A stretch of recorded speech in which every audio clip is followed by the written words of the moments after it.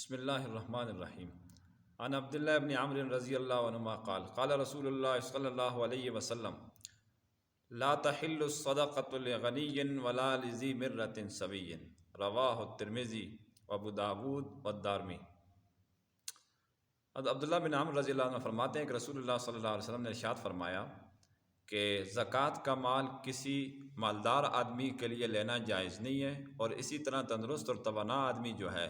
صحت مند جو آدمی جو کما سکتا ہے، اس کے لیے جائز نہیں ہے کہ وہ لے۔ اسی طرح اگلی ایک حدیث مبارکہ ہے، اس میں نبی کریم صلی اللہ علیہ وسلم نے ارشاد فرمایا کہ یہ جو زکوٰۃ ہے یہ لوگوں کے مالوں کی میل کچیل ہے، یہ محمد صلی اللہ علیہ وسلم کے لیے اور ان کے خاندان بنی ہاشم کے لیے جائز نہیں۔ تو یہ اس حدیث مبارکہ میں یہ لکھا ہوا ہے کہ جہاں تک ہو سکے تو زکوٰۃ کے مال سے بچنا چاہیے۔ ایک تیسری حدیث مبارکہ ہے جس میں آپ صلی اللہ علیہ وسلم نے ارشاد فرمایا، مسلم شریف کی روایت ہے، آپ نے ارشاد فرمایا کہ من سأل الناس اموالهم تکثرا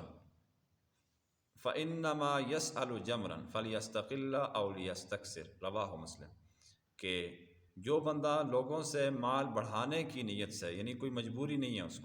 اس کے پاس ڈھیروں ڈھیر مال ہے، اس کے باوجود صدقات خیرات بھیک مانگ کے یہ جمع کرتا ہے زکوٰۃ وغیرہ، تو پس وہ اپنے پاس جہنم کے انگارے جمع کر رہا ہے۔ اس کو چاہیے کہ زیادہ کر لے کم کر لے۔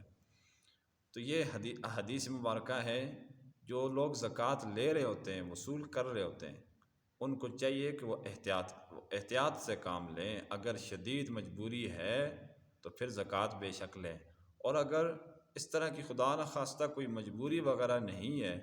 تو ان تینوں احادیث کے تناظر میں وہ اپنی اصلاح کر لیں کہ وہ خدا نخواستہ کیا کر رہے ہیں۔ اسی طرح جو دینے والے ہوتے ہیں وہ بھی تو دے رہے ہوتے ہیں،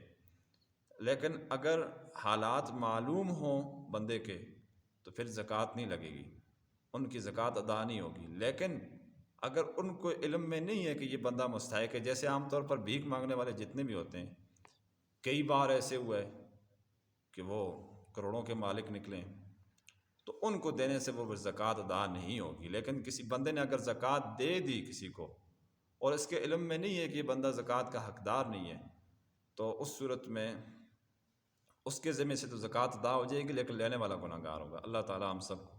ان حدیث مبارکہ پر عمل پیرا ہونے کی توفیق عطا فرمائے۔ وآخر دعوانا الحمد للہ رب العالمین۔